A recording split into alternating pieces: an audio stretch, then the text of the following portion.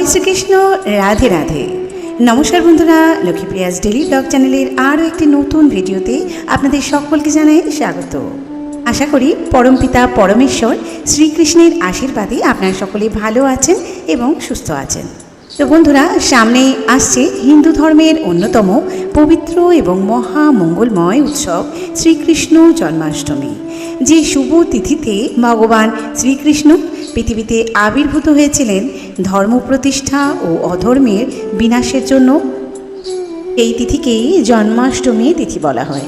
তো চলুন জেনে নেওয়া যাক যে 2026 সালের জন্মাষ্টমী কবে পড়েছে, তিথি কখন, শুরু হবে কখন এবং শেষ হবে কখন, সম্পূর্ণ পূর্ণাঙ্গ সময়সূচি এবং কিভাবে উপবাস পালন করবেন, শ্রীকৃষ্ণের পূজা নিয়ম কি, কোনো মন্ত্র জপ করবেন, কি ভোগ নিবেদন করবেন, কি খাবেন জন্মাষ্টমীর দিন এবং কি খাবেন না, পালনের সময় কখন থাকতে চলেছে এবং জন্মাষ্টমীর ব্রতের মাহাত্ম্য কী রয়েছে, এই সমস্ত কিছুই রয়েছে আজকের এই ভিডিওতে। তাই এই সমস্ত কিছুই রয়েছে পঞ্জিকা মতে। তো আজকের ভিডিওটি অত্যন্ত গুরুত্বপূর্ণ হতে চলেছে বন্ধুরা। ভিডিওটি শুরু থেকে শেষ পর্যন্ত মনোযোগ সহকারে দেখতে থাকুন। আশা করি এই ভিডিও থেকে আপনি জন্মাষ্টমী সংক্রান্ত সমস্ত তথ্য পেয়ে যাবেন। সেই সঙ্গে ভিডিওটি ভালো লাগলে একটি লাইক করে শেয়ার করে দেবেন আপনার আত্মীয় স্বজন, বন্ধু বান্ধব সকলের মধ্যে, যাতে তারাও এই ভিডিওর মাধ্যমে অনেক বেশি উপকৃত এবং সমৃদ্ধ হতে পারে। এবং অবশ্যই চ্যানেলটিকে সাবস্ক্রাইব করে পাশে থাকা বেল বাটনটি ক্লিক করে অল নোটিফিকেশান অন করে রাখবেন, যাতে আমার এই ধরনের আধ্যাত্মিকমূলক ভিডিওগুলি খুব তাড়াতাড়ি আপনার কাছে পৌঁছে যেতে পারে। এবং কমেন্টে অবশ্যই জয় শ্রীকৃষ্ণ কিংবা রাধে রাধে কথাটি লিখতে একদমই ভুলবেন না। তো চলুন বন্ধুরা, ভিডিওটি মূল পর্বে যাওয়া যাক। হিন্দু শাস্ত্র মতে জন্মাষ্টমীর দিনে ভক্তিভরে উপবাস পালন করে শ্রীকৃষ্ণের পূজা করলে জীবনের সমস্ত দুঃখ কষ্ট দূর হয়, সংসারে সুখ শান্তি বৃদ্ধি পায়, সন্তানের মঙ্গল হয় এবং অর্থনৈতিক উন্নতি লাভ হয় বলে বিশ্বাস করা হয়। শ্রীমদ্ ভাগবত গীতায়, হরিবংশ পুরাণে এবং বিভিন্ন বৈষ্ণব গ্রন্থে জন্মাষ্টমীর মাহাত্ম্য বিশেষভাবে বিস্তারিতভাবে বর্ণনা করা হয়েছে। এই দিনে শ্রীকৃষ্ণের নাম জপ, গীতা পাঠ, ভজন কীর্তন, নাম সংকীর্তন, ভক্তি ভরে উপবাস করলে বা পালন করলে বহু জন্মের পাপ ক্ষয় হয় এবং ভগবানের বিশেষ কৃপা লাভ হয় বলে শাস্ত্রে উল্লেখ রয়েছে। বন্ধুরা, ভাদ্র মাসের কৃষ্ণপক্ষের অষ্টমী তিথিতে রোহিণী নক্ষত্রে গভীর মধ্যরাতে মথুরার কারাগারে দেবকী নন্দন ও বসুদেবের ঘরে, অর্থাৎ রানী দেবকী এবং রাজা বসুদেবের ঘরে ভগবান শ্রীকৃষ্ণ আবির্ভূত হন। সেই স্মৃতিতেই প্রতি বছর সারা ভারতবর্ষে তথা বিশ্বের বিভিন্ন দেশে জন্মাষ্টমী অত্যন্ত আনন্দের সঙ্গে ভক্তির সহিত পালন করা হয়। এবার আর দেরি না করে জেনে নেওয়া যাক যে বন্ধুরা 2026 সালে জন্মাষ্টমী কবে পড়েছে। পঞ্জিকা অনুসারে 2026 সালের 4 সেপ্টেম্বর, বাংলার 1433 বঙ্গাব্দে 17 ভাদ্র শুক্রবার জন্মাষ্টমী পালিত হবে। অষ্টমী তিথি শুরু হবে 4 সেপ্টেম্বর ভোর 2:25 এবং অষ্টমী তিথি শেষ হবে 5 সেপ্টেম্বর রাত 12:13। রোহিণী নক্ষত্র এই সময়ে মধ্যেই অবস্থান করবে। তাই এই দিনই গৃহস্থ ভক্তদের জন্য জন্মাষ্টমী ব্রত, উপবাস ও পূজা পালন করা অত্যন্ত শুভ বলে মনে করা হয় পঞ্জিকা অনুসারে। এবার চলুন বন্ধুরা, জেনে নেওয়া যাক যে জন্মাষ্টমীর উপবাস কিভাবে পালন করবেন এবং এই দিন কি কি নিয়ম অবশ্যই মানতে হবে। বন্ধুরা, এবার আরও জেনে নেব যে জন্মাষ্টমীর উপবাস কিভাবে পালন করবেন এবং এই দিন কি কি নিয়ম অবশ্যই আপনারা মানবেন। শাস্ত্রমতে জন্মাষ্টমীর দিনে যতটা সম্ভব সাত্ত্বিক জীবনযাপন করা উচিত। অনেক ভক্ত নির্জলা উপবাস পালন করেন, আবার অনেকে ফল, দুধ, দই, মাখন, ছানা ও বিভিন্ন ফলমূল খেয়ে ব্রত পালন করে থাকেন। তবে যার যেমন শারীরিক সামর্থ্য তিনি সেই অনুযায়ী ব্রত পালন করবেন। এই দিনে সকালবেলায় ব্রহ্ম মুহূর্তে ঘুম থেকে উঠে স্নান করে পরিষ্কার হলুদ, সাদা অথবা হালকা পীতবর্ণের পোশাক পরিধান করা অত্যন্ত শুভ বলে মনে করা হয় শাস্ত্রমতে। এরপর বাড়ির ঠাকুরঘর পরিষ্কার করে লাড্ডু গোপাল বা ভগবান শ্রীকৃষ্ণের মূর্তি বা ছবি একটি পরিষ্কার আসনের ওপর প্রতিষ্ঠা করুন। যদি আপনার বাড়িতে লাড্ডু গোপাল থাকেন তাহলে তাকে পঞ্চামৃত দিয়ে স্নান করাতে পারেন। পঞ্চামৃত বলতে সাধারণত দুধ, দই, ঘি, মধু এবং চিনি দিয়ে তৈরি মিশ্রণটিকে বোঝায়। এরপর পরিষ্কার জল দিয়ে স্নান করিয়ে নতুন বস্ত্র ও অলঙ্কার পরিয়ে দিন। এরপর চন্দন, তুলসী পাতা, হলুদ ফুল, ধূপ, প্রদীপ ও সুগন্ধি ফুল দিয়ে ভগবান শ্রীকৃষ্ণের অর্থাৎ লাড্ডু গোপালের পূজা করুন ভক্তি ভরে। মনে রাখবেন, তুলসী পাতা ছাড়া শ্রীকৃষ্ণের পূজা কিন্তু অসম্পূর্ণ বলে বৈষ্ণব শাস্ত্রে এটি উল্লেখ রয়েছে। তাই আগের দিনই তুলসী পাতা সংগ্রহ করে রাখবেন, কারণ জন্মাষ্টমীর দিন তুলসী পাতা তোলা একেবারেই উচিত নয়, এটি শাস্ত্রসম্মতভাবে নিষিদ্ধ। পূজার সময় ভক্তি ভরে এই মন্ত্রটি অন্তত 108 বার অথবা সম্ভব না হলে 21 বার জপ করতে পারেন। ওম নমো ভগবতে বাসুদেবায় নমঃ। এছাড়াও হরে কৃষ্ণ কৃষ্ণ কৃষ্ণ হরে হরে, হরে রাম রাম রাম হরে হরে এই মহামন্ত্র জপ করলেও অত্যন্ত শুভ ফল লাভ হয় বলে বৈষ্ণব ধর্মগ্রন্থে উল্লেখ রয়েছে।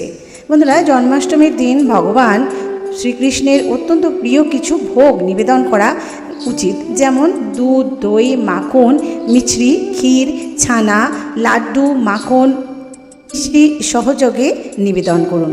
এছাড়াও বিভিন্ন ফল, আঙুর, ডালিম, আপেল, কলা এবং মৌসুমি ফল, এছাড়াও পঞ্চামৃত, মাখন ও মিছরি নিবেদন করলে শ্রীকৃষ্ণ অত্যন্ত সন্তুষ্ট হন বলে বিশ্বাস করা হয়। কারণ লাড্ডু গোপাল অর্থাৎ শ্রীকৃষ্ণের অত্যন্ত প্রিয় হচ্ছে এই মাখন মিছরি। এবার জেনে নেওয়া যাক যে জন্মাষ্টমীর দিনে কি কি খাবার খাওয়া একেবারেই উচিত নয়। এই দিনে যারা ব্রত পালন করেন তারা সাধারণত চাল, গম, আটা, ডাল, ছোলা, মুসুর ডাল, মুগ, রাজমা, সোয়াবিন সহ বিভিন্ন শস্য জাতীয় খাদ্য পরিহার করেন। এছাড়াও পেঁয়াজ, রসুন, মাছ, মাংস, ডিম এবং তামসিক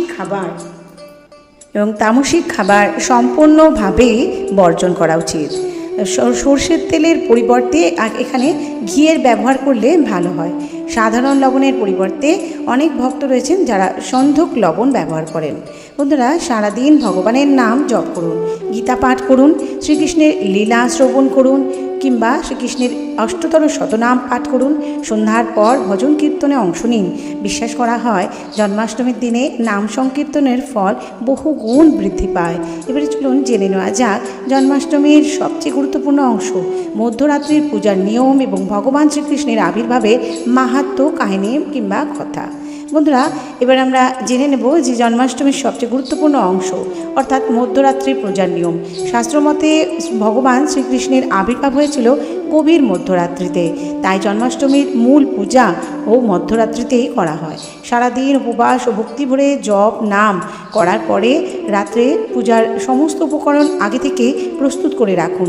লাড্ডু গোপাল বা শ্রীকৃষ্ণের বিগ্রহকে পরিষ্কার আসনে বসিয়ে নতুন বস্ত্র, মুকুট, ময়ূরপক্ষী, পালক, বাঁশি ও ফুল দিয়ে সুন্দরভাবে সাজিয়ে দিন। এরপর চন্দন, ধূপ, প্রদীপ, ফুল, তুলসী পাতা এবং পঞ্চামৃত নিবেদন করুন। যদি সম্ভব হয় একটি ছোট দোলনাও সাজিয়ে তাতে লাড্ডু গোপালকে বসিয়ে ভক্তি ভরে দোল দিন। বহু বৈষ্ণব পরিবারে এই রীতিটি আজও প্রচলিত রয়েছে। মধ্যরাত্রিতে ঠিক 1টা নাগাদ ঘণ্টা, শঙ্খ, উলুধ্বনির মাধ্যমে শ্রীকৃষ্ণের আবির্ভাব উৎসব পালন করা হয়। এরপর ভক্তি ভরে এই মন্ত্রটি জপ করুন, ওম কৃষ্ণায় বাসুদেবায় হরে পরমাত্মনে প্রণতঃ ক্লেশনাশায় গোবিন্দায় নমো নমঃ। এরপর অন্তত 108 বার হরে কৃষ্ণ মহামন্ত্রটি জপ করলে অত্যন্ত শুভ ফল লাভ হয় বলে বৈষ্ণব শাস্ত্রে উল্লেখ রয়েছে। এরপর ভগবানকে মাখন, মিছরি, ক্ষীর, লাড্ডু এবং বিভিন্ন ফল ও তুলসী পাতা সহযোগে ভোগ নিবেদন করুন। পূজা শেষ হলে পরিবারের সকল সদস্যদের মধ্যে সেই প্রসাদ বিতরণ করুন। এবার শুনে নেওয়া যাক বন্ধুরা জন্মাষ্টমীর ব্রত মাহাত্ম্য কথা। দাপর যুগে মথুরার রাজা ছিলেন অত্যাচারী কংস। ভবিষ্যৎবাণী হয়েছিল তার বোন দেবকীর 8ম সন্তানই কংসের বিনাশ ঘটাবে। এই ভবিষ্যৎবাণী শুনে কংস দেবকী ও তার স্বামী বসুদেবকে কারাগারে নিক্ষেপ করেন অর্থাৎ বন্দি করে রাখেন। এবং এক এক করে দেবকীর প্রথম 6 সন্তানকে কংস নিজে হাতে হত্যা করে। সপ্তম সন্তান বলরাম অলৌকিকভাবে রোহিণীর গর্ভে স্থানান্তরিত হয়। অবশেষে ভাদ্র মাসের কৃষ্ণপক্ষের অষ্টমী তিথিতে রোহিণী নক্ষত্রে গভীর মধ্যরাত্রিতে কারাগারের মধ্যে আবির্ভূত হন ভগবান শ্রীকৃষ্ণ। সেই মুহূর্তে এক অলৌকিক ঘটনা ঘটে। কারাগারের সমস্ত শিকল নিজে থেকেই খুলে যায়। প্রহরীরা গভীর নিদ্রায় আচ্ছন্ন হয়ে পড়ে এবং কারাগারের দরজা আপনা আপনিই খুলে যায়। ভগবানের নির্দেশে বসুদেব নবজাতক শ্রীকৃষ্ণকে একটি ঝুড়িতে নিয়ে প্রবল বর্ষার মধ্যে গোকুলের উদ্দেশ্যে রওনা হন। যমুনা নদী তখন ভয়ঙ্কর স্রোতে প্রবাহিত হচ্ছিল, কিন্তু ভগবানের কৃপায় নদীর জল নেমে যায় এবং শেষ নাগ তার ফণা বিস্তার করে শিশু কৃষ্ণকে বৃষ্টির হাত থেকে রক্ষা করেন। গোকুলে নন্দ যশোদার ঘরে সদ্যজাত কন্যা শিশুর সঙ্গে কৃষ্ণকে অদল বদল করে বসুদেব আবার কারাগারে ফিরে আসেন। পরদিন কংস সেই কন্যা শিশুকে হত্যা করতে গেলে তিনি দেবীর রূপ ধারণ করে আকাশে মিলিয়ে যান এবং ঘোষণা করেন যে তোমার বিনাশ ঘটাবে সে ইতিমধ্যেই অন্যত্র জন্মগ্রহণ করেছে। এরপর গোকুলে বড় হয়ে শ্রীকৃষ্ণ অসংখ্য অসুর বধ করেন এবং পরবর্তীকালে কংসের অত্যাচারের অবসান ঘটিয়ে ধর্ম প্রতিষ্ঠা করেন। এই কারণেই জন্মাষ্টমীকে অধর্মের উপর ধর্মের জয় এবং অশুভ শক্তির উপর শুভ শক্তির বিজয়ের প্রতীক হিসেবে পালন করা হয় এই দিন থেকে। এবার চলুন বন্ধুরা, শেষ পর্বে জেনে নেওয়া যাক যে পালনের সময় বিশেষ কিছু নিয়ম এবং জন্মাষ্টমীর শেষ গুরুত্বপূর্ণ নির্দেশগুলি। বন্ধুরা, এবার জেনে নেব যে জন্মাষ্টমীর ব্রতের পালনের নিয়ম, বিশেষ কিছু করণীয় এবং এই ব্রতের আধ্যাত্মিক ফল।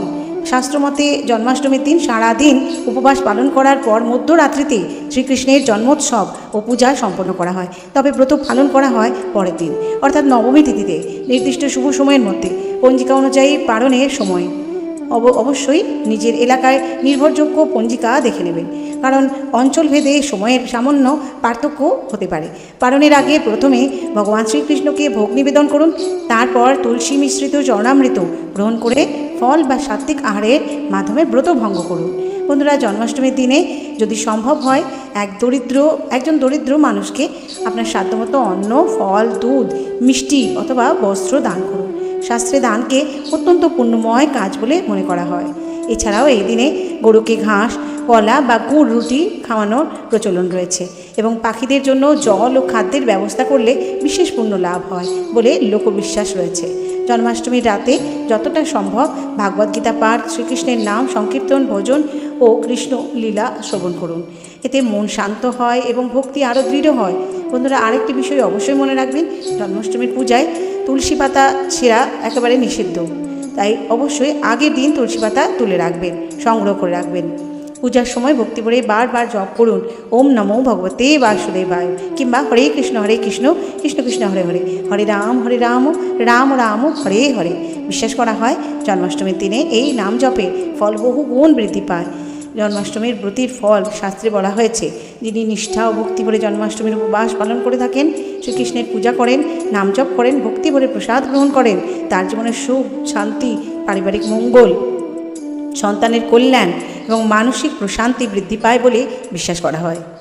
সেই সঙ্গে ভগবান শ্রীকৃষ্ণের আশীর্বাদে জীবনের বহু বাধা দূর হয়, ধর্ম, ভক্তি ও সৎ পথে চলার শক্তি লাভ হয়, এমনটাই বিভিন্ন বৈষ্ণব ধর্মগ্রন্থে উল্লেখ রয়েছে। তো বন্ধুরা, ভিডিওটি আজ এই পর্যন্ত। সকলে ভালো থাকবেন, সুস্থ থাকবেন। সকলকে জানাই জন্মাষ্টমীর অগ্রিম প্রীতি এবং শুভেচ্ছা। সকলেই ভালো থাকবেন এবং লাড্ডু গোপালের পুজো খুব ভক্তি ভরে করবেন। জয় শ্রীকৃষ্ণ, রাধে রাধে।